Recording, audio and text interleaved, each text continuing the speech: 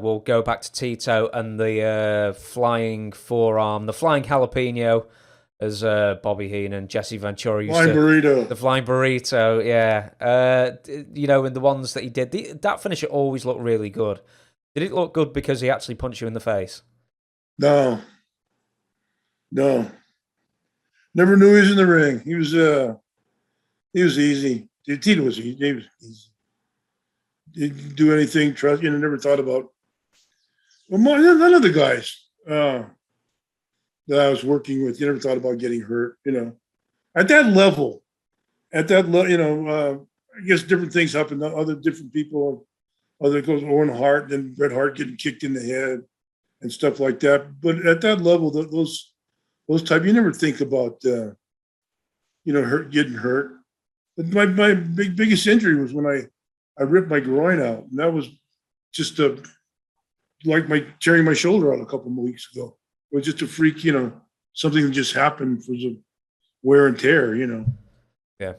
Same with me, actually. The worst injury I ever had, I really tore my back up, and I did it I was trying to pick up a bag off the floor, and I moved that far, and my back went. I didn't even get down, and my back just went just like that. So, yeah, it's just wear and tear.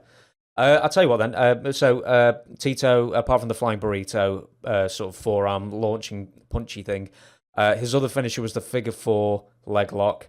Who has got the greatest figure 4 leg lock in wrestling history?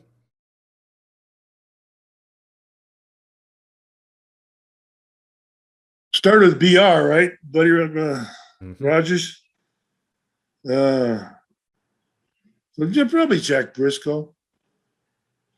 Jack was the best mechanical guy, of all.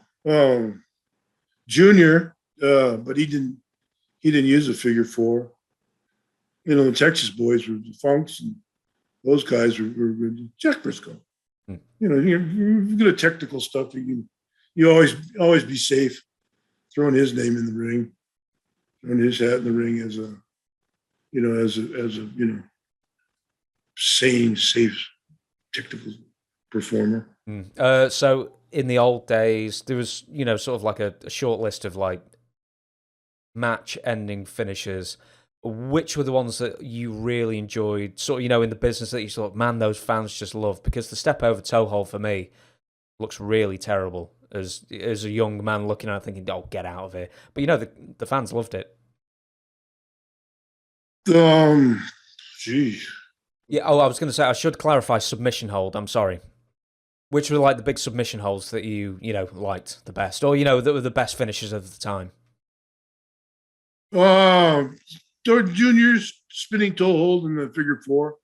That figure 4 was always, different guys in different territories would take it as, a signature move that they would, and all the guys they're good technicians, Briscoe and Bockwinkel and Buddy Rogers, and and as it came to the territory, different guys, the Grahams or the DiBiase, all those kind of, all those guys that are great workers, known as great workers.